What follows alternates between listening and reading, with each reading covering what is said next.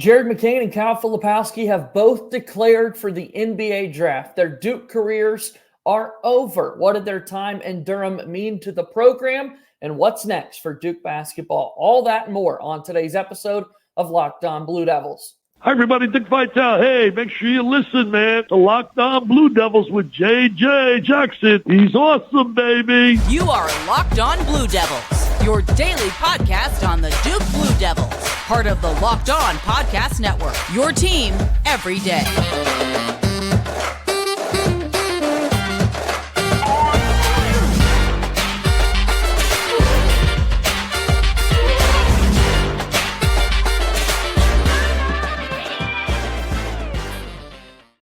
Hello, everybody, and welcome into another episode of the Locked On Blue Devils podcast. My name is JJ Jackson. Thanks so much for joining us here today on Monday, April 15th, 2024. It's tax day in the United States. Just a fun tidbit for you there as we get going with another week here on the program of Locked On Blue Devils. If you have not done so already, please be sure to follow and subscribe to Locked On Blue Devils for free wherever it is that you get your podcasts. Leave us a 5-star rating and written review, as we'll be able to give 5-Star Friday shout-outs to those who leave those reviews. So please take a moment and do just that. If you're watching our show on YouTube, I'd encourage you to do that each and every day. Make sure you leave us a like on this video, share it with your friends, subscribe to our YouTube channel. Your support means a whole lot to us. And a special shout-out to all of our everydayers listening to the program. Thanks for making Locked On Blue Devils a part of your every single day. Comment down below that I'm an everydayer and I can give you a shout out as well.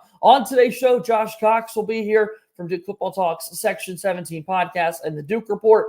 Kyle Filipowski and Jared McCain have declared for the NBA draft. We had Jaylen Blakes enter the transfer portal, and it seems like Caleb Foster and Tyrese Proctor are making their way back to Durham. All that and more on a very, very busy Monday episode of Locked On Blue Devils. So without further ado, let's bring him on in. It's our good friend Josh Cox, who's back with us here once again, 1 week removed from the national championship game in college basketball, fully transitioning here into off-season mode, trying to make out next year's roster. Josh, how are you? I'm doing great. It's been an eventful week, hasn't it? I mean, from the UConn victory and now everything that's transpired, especially Duke-related, over the last few days. So, yeah, hey, welcome to the offseason. Yeah, going into the weekend, Duke had a couple of big announcements in regards to their roster for this next season. As of this morning, more news continues to come out with guys possibly making a return in Caleb Foster and Tyrese Proctor. Not possibly, going on the Brotherhood podcast and saying, yeah, we're coming back, which is incredibly exciting. But for now, we're going to talk about the two guys that made NBA draft decisions, two decisions that we really thought would happen and have happened. Kyle Filipowski and Jared McCain have entered the NBA draft. It appears as though their time in Durham has come to a close. How did this news sit with you, Josh? I mean, obviously, these were both expected. I mean, Kyle Filipowski's been expected since, November of this past year. Like, everyone knew this was going to be a second and final year. And so, there was no surprise there. I do feel like, speaking frankly here, I'm not sure how much him playing out of position this season and the way that all that worked out, helped or hurt his stock. What probably helped his stock the most is being in this draft class instead of last year's draft class. You know what I mean? It's not quite as strong as last year's. There's definitely no Wemby in this class, let's put it that way. And so, I believe Flip will be fine. His projections are kind of all over the place, but I believe he'll be a late first-round pick. That's my personal opinion. And we'll see, where he lands. And you know how the NBA is, JJ. It's a lot of it is about fit and what the team that he's going to, what they need. It's also about being a good locker room guy, which I believe Flip is. And so, kudos to him. He improved his shooting this year in all areas. And then he also, I'm not going to say he could defend the 5 in the pros by any means, but he did have to bang with some dudes this season. And so I don't know if that'll help him, but he'll be defending on the perimeter mostly in the NBA. So that's my thought on Filipowski. Hope he lands somewhere where he can come in and make an impact, or at least develop into someone that can make an impact. And I believe he's got a bright future. Without a doubt, Jared McCain also enters the NBA draft after just one season. Going into the year, a lot of people thought, hey, maybe we're going to get to keep this guy for a couple of years. And then he turned into one of the best Duke freshman shooters that we have ever seen. A really dynamic outside shot. Towards the end of the year, really started to put the ball on the deck a whole lot more, and great touch around the rim and that sort of thing. So McCain also headed off to the NBA. Yeah, I'll have to say this on a personal note. I was able to cover, this Duke team this season. And, I mean, by far, this guy, one of the most impressive young men to be around in person. I mean, you see his positivity on the court. Well, his positivity is the same in the locker room. I told someone this over the weekend, a friend, I was like, his parents raised him correctly. Like the way he can see the good in everything, the way he stays positive, the smile he keeps on his face. And so I have, on a personal level, side note, have absolutely enjoyed spending time with him. Right. We were able to go in the locker room after the game.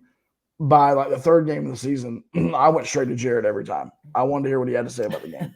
So anyway, that's on the personal note. On the play note, you're exactly right. I believe Jared would tell you when he showed up at Duke last summer that he was planning to be a multi-year player. I mean, I'm sure in the back of his head he's dreams of playing in the NBA, dreams of being a one and done. But I think logic would have said, that he may not get the touches or that, just with that backcourt and everything, that he was going to be a multi-year guy.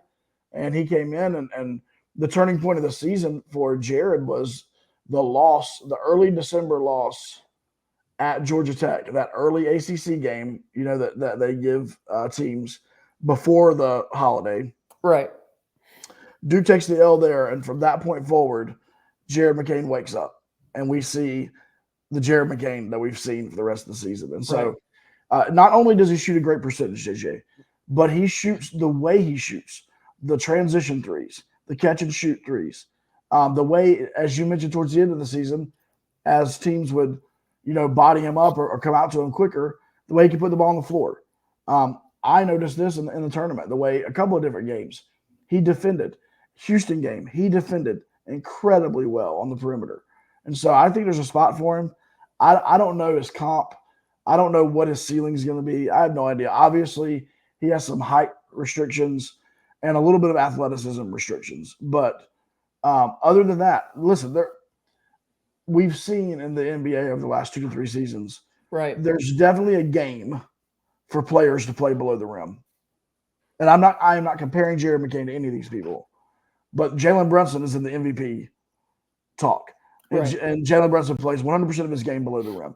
Kyrie Irving, people say, is the most, talented, potentially gifted player in the league with his handle and his finishing. Plays below the rim. So, I'm not comparing Jalen to either one of those players. I'm saying you can make a living and you can be elite in the NBA playing below the rim. And so we'll see how Jared fits, where he goes. His projections, because of his, the way he played kind of that last half of the season, his projections are sometimes higher. I've seen him in the top 10 recently than Filipowski. So who knows? I don't know where that'll land. But I tell you this, whoever gets him is getting a positive, great teammate who is going to be a great person. If he's number 13, 14, or 15 on the roster, he's going to be that Quinn Cook type teammate that's just like a winner that just wants to help his team.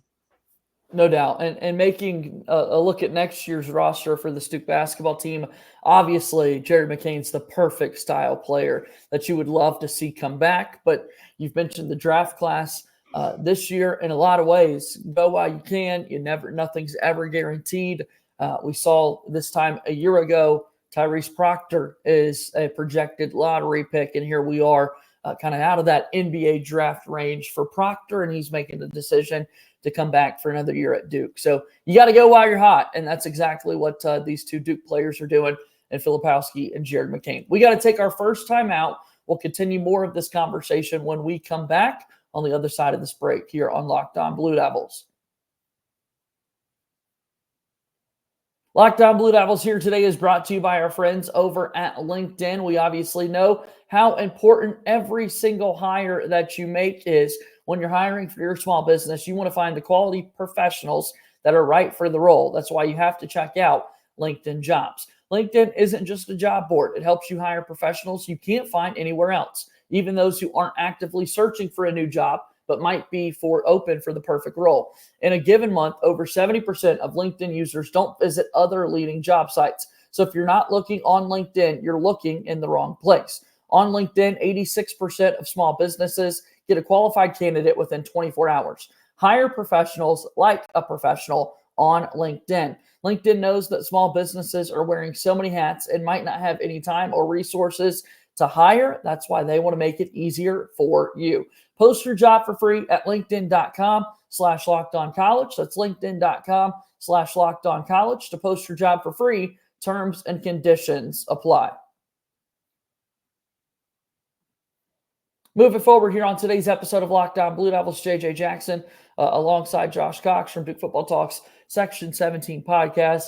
Filipowski and McCain off to the league. Two players that we're really going to miss. Two really important players from this year's Duke basketball squad.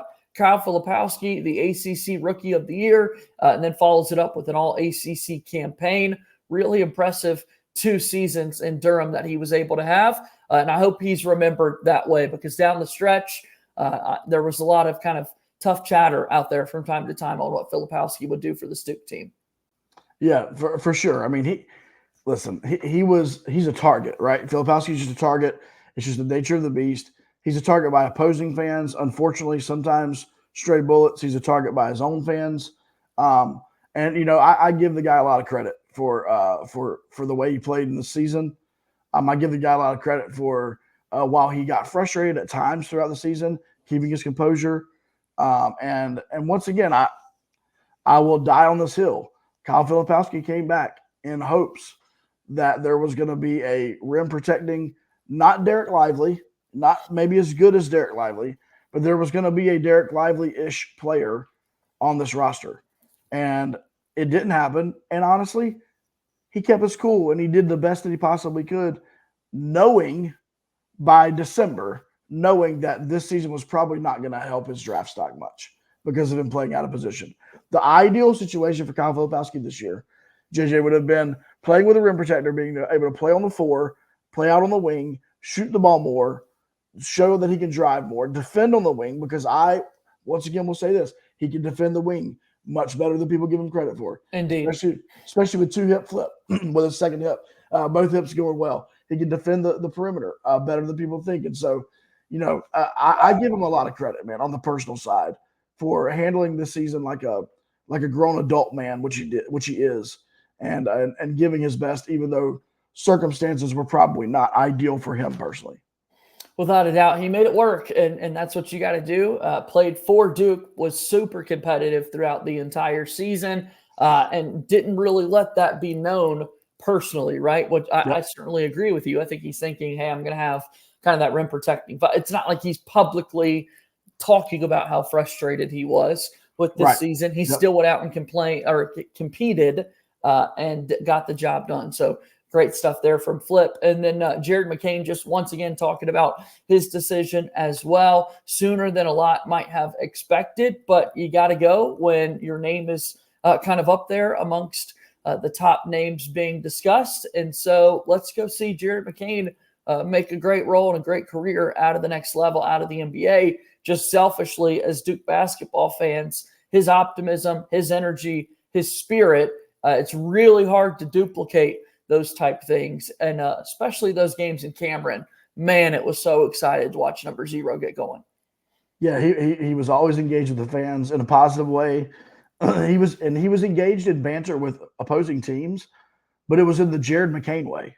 Like, it was never in like a disrespectful way. It was always in like a back and forth, laughing, going back and forth with the guy. So we'll definitely miss that. Also, we can't fail to mention, you mentioned Filipowski being the ACC Rookie of the Year last season, previous season, being All-ACC this year. Absolutely ridiculous that Jared McCain was not Rookie of the Year in the ACC this year. No doubt. I'm not sure how that happened, but should not have happened. But anyway, I will not. That's all I got to say about that. Yeah, so we'll certainly miss Filipowski and Jared McCain as they have declared for the NBA draft. Another exit to recap over the weekend. Jaylen Blakes announces on social media that after 3 years at Duke, he's going to receive his degree this spring. And then he's going to be able to enter the portal as a grad transfer. So a scholarship opened up, but after 3 seasons in Durham, Blakes is heading off to the transfer portal. Yeah, I mean, so I told people that Jaylen Blakes would not leave Duke without his degree. And I stand by that, right? So when I saw his announcement and saw that it was on Instagram, first thing I looked, and I love how he started it. He mentioned, I forget how exactly he worded it, but basically in the first sentence or two, he was like, because I'll be receiving my degree, or graduating, whatever it is. So, I mean, think about this, JJ. We know that like every high-level student athlete, say football player, men's, women's basketball players, we know that they necessarily don't have as rigorous sometimes of schedules as a typical student would have. We understand that. But for anybody to come into Duke University and to graduate in 3 years, to get your undergrad degree in 3 seasons while playing a sport at a high level, I mean, I've got to give props to Jaylen Blakes. And then on the court, I mean, he was in and out of the rotation this season a little bit. But when he was on the court, you knew 2 things. He was going to hustle 110%. And whoever he was guarding was going to have a rough time. He might foul him. He got in foul trouble some. But whoever he was guarding knew that, like, okay, I'm not going to be effective in this stretch while Blakes is on me. So kudos to Jaylen Blakes. Once again, a great teammate, a great kid. And it'll be interesting to see where he lands. I'm sure that his academics might lead the way in where he does land in playing as a grad transfer. But you played at Duke. I mean, a lot of people would love to have someone like that a part of their program, and clearly skilled, had a scholarship to play basketball at Duke. His post, by the way, said, as I prepare to graduate this semester, it's been a dream come true to be a part of the Duke University family and brotherhood for the past 3 years. Goes on to thank coaches. What a flex. Yeah. What a flex by J Boog. As I prepare to graduate. He should have said in only 3 years. He should have added that. But that's an academic flex right there by Jaylen. We love it. We love it. Also, again, catching people up last week, talked about it a little bit, but Mark Mitchell going to the transfer portal as well after 2 seasons. Any thoughts there, Josh? My only thought is, if you look at this year's roster construction, Mark Mitchell was a key component and a necessary one. And you have mentioned over and over again throughout the season, JJ, about how successful Duke was when he was successful. I think if you're honest, you got to look at next year's roster, and there's not that void in next year's roster that Mark Mitchell has to fill. And I think he saw the writing on the wall there. He's not playing in front of Cooper Flagg. And honestly, the way Sean Stewart kind of progressed throughout the season, I mean, it's not like he was obviously ahead of Sean Stewart in the rotation by the end of the season. So I think he sees the writing on the wall there. I don't think there's any animosity. I think it's Mark's like, I need to go somewhere where I can be a little bit more featured. And Duke's like, great, we have a great front court coming in, and we need to open up a scholarship. So sometimes these things, honestly, there may not even be a backstory. Sometimes it's just like, this is best for both parties involved. Like, we wish you well, man. We'll help you do anything in the world we can. Always a part of the brotherhood. So, ran its course, and now it's time to kind of move on to that next thing, no doubt. Yeah, that's really, honestly, that's my honest thoughts. I know there was the Twitter issue with his dad earlier in the season, but once again, as I mentioned last week, John Shire gave that guy everything. He gave him in his career, he only didn't start 1 game in his entire career. So he was given every opportunity. He capitalized sometimes, he didn't capitalize other times, and so be it. That's the way it is. That's how it goes. All right, well, we got to take our next time out here. When we come back, a couple of guys coming back to be a part of next year's team. Let's discuss that to wind down this episode of Locked On Blue Devils.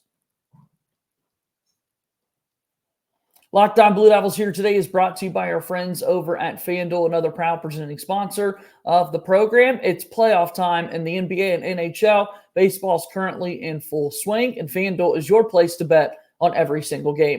Right now, new customers get $150 in bonus bets guaranteed. That's $150 win or lose. Bet on everything from slap shots to home runs to slam dunks, all on an app that is safe, secure, and easy to use. What are you waiting for? Just visit FanDuel.com/lockedon and make your first bet an automatic win. FanDuel is America's #1 sports book and a proud sponsor of Locked On Blue Devils.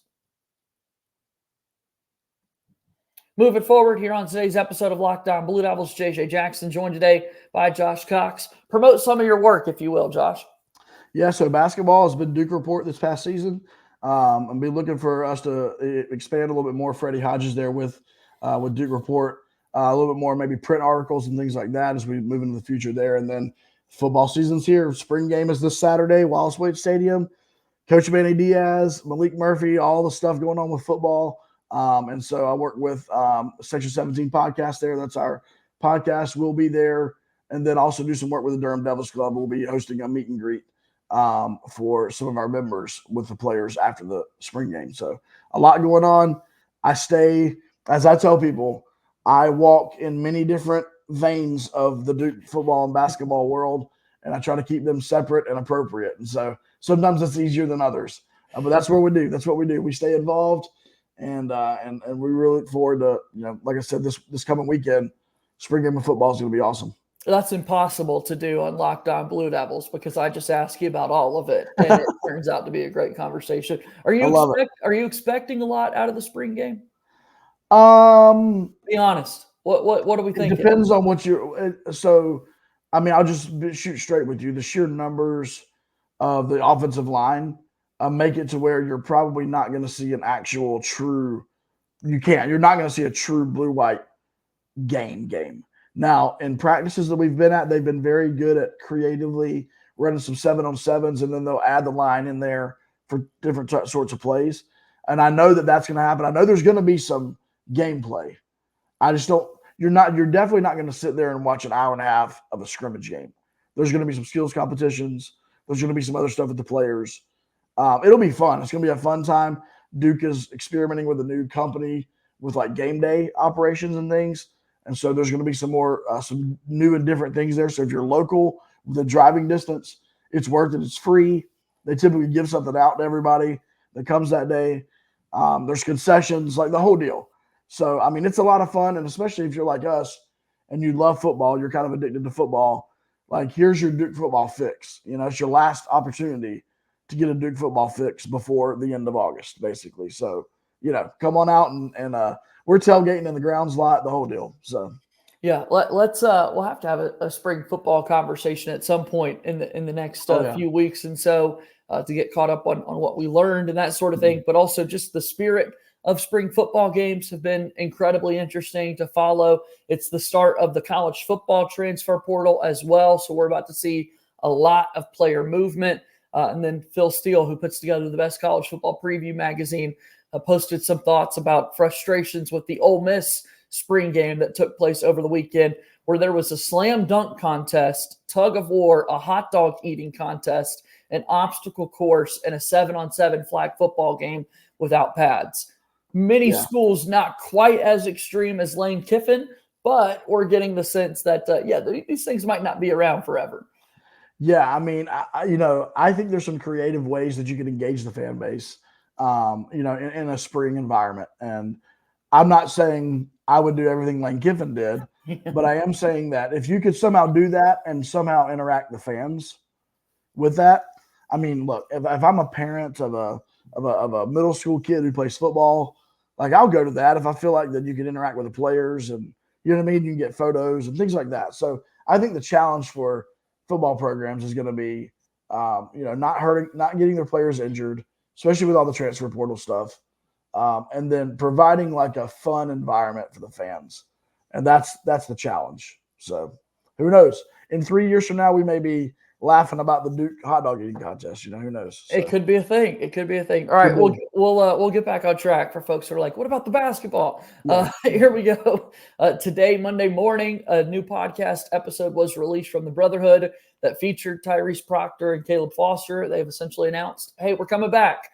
Quotes in there being about 1,000% committed to Duke. Neither guy really seemed to entertain the idea of entering the transfer portal. Caleb Foster mentioned that he had successful surgery on his foot ankle injury. Duke kept referring to it as a lower leg injury that took place in Caleb didn't really get into the specifics of the injury, although he will return back to the court in June, which is really good. A bit of a ramp up period before the preseason practice gets rolling, and then November, of course, a ways away from June. So backcourt guys coming back in Proctor and Foster, a big deal for this Duke basketball team. Oh, it definitely is, to know that at the very least you're going to have a junior and sophomore in that backcourt. Caleb Foster, obviously Duke missed him tremendously in that last quarter of the season that he was out with the injury. There was a steadiness, the steadiness that Caleb had when he had the basketball. You trusted him with the ball. He's 6'5". He can defend very well on the perimeter. And so it'll be great having him back for year two. I think he'll be even more confident, especially if he kind of gets the reins to the team, depending on how they run Tyrese. And then Tyrese, I mean, you mentioned it earlier. He probably missed the best window last season at the draft for him. Played well in spurts this year, but then there were times where he would completely disappear and have scoreless games and big games. And so, Tyrese's thing for me, if I'm John Shire, Jay Lucas, whoever is in his ear, my big thing over the offseason is consistency. It's preaching that, like being the same player every game and not letting whatever it is get to you, right? Whatever it is. And so you add that to, we still don't know what Jeremy Roach is doing. I would not put money on Jeremy Roach coming back. But listen, Jeremy can make more money in NIL this coming year than he will playing in the G League, right? So that's a decision he needs to make. And then the other one is Darren Harris coming in. We spoke of Jared McCain, JJ, and Darren Harris kind of comes in with a little bit of a similar, have a little chip on his shoulder, didn't make the McDonald's games, you know what I mean? Those types of things. And like overlooked a tad bit in this recruiting class. But he showed us over the last few days a 36-point outburst in the 30 minutes on the court. He's a shooter. So who knows what this backcourt is going to really look like, once the season rolls around. But we know this. The 1 and 2 starters in that backcourt are going to be a sophomore and a junior. And Duke fans, here's the thing. Duke fans cannot complain about one and done and then also hate on the players who return. Right? You can't do that. You can't do both. Like, let's not complain. Whatever happens this year, there's a junior and a sophomore in that backcourt. That's well potentially a fifth-year senior. And so what happens this season, I don't want to hear it. I don't want to hear the one and done mess. I don't want to hear any of that. In fact, Jared McCain was the only one and done off of this past year's team. And he was not guaranteed. We talked about it. He probably didn't expect to be. So, all the one and doneers, just take a deep breath for a little bit. It's really what you hate is the transfer portal. Yeah. You don't really hate the one and done. And I'm with you on that. I'll go down that road with you. Yeah, take notes. Josh Cox preaching here on this Monday. Excellent stuff. So Proctor and Foster are returning, and we've run out of time here on this episode of Locked On Blue Devils. Just any last thoughts that you have, Josh, on this team at large? Obviously, you mentioned Roach has a pretty big decision to make here. Haven't heard anything from Sean Stewart and TJ Power, Jaden Shute still even in the mix. The transfer portal has created a problem in that we need to wait for these players to kind of make decisions, which is so strange. And if you told someone that 10, 15 years ago, they'd look at you like you have four heads. So any final thoughts?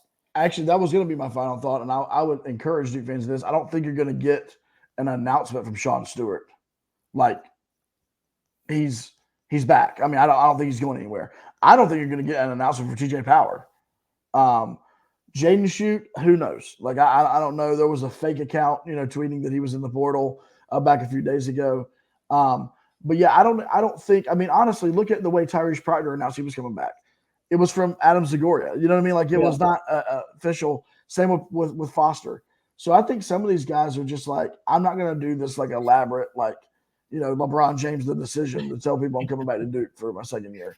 So which we respect, by the way, really respect. Yeah. I mean, if I'm that player, I'm like, look, like if I'm TJ Power, I'm like, everyone saw the potential as a freshman. Yep. We all know that that wing position is wide open on this roster.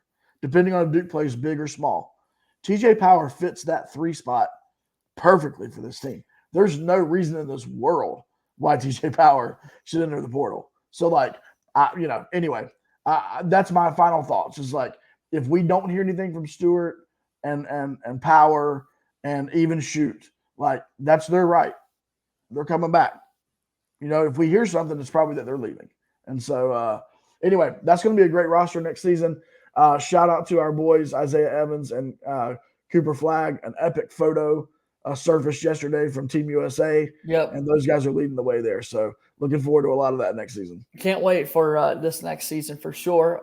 NBA playoffs really get ramped up this weekend. We've got some play-in games throughout the course of the week. So that's my way to tell Josh. He and I will be chatting about the NBA on this podcast here in the coming days. So we'll get that ready.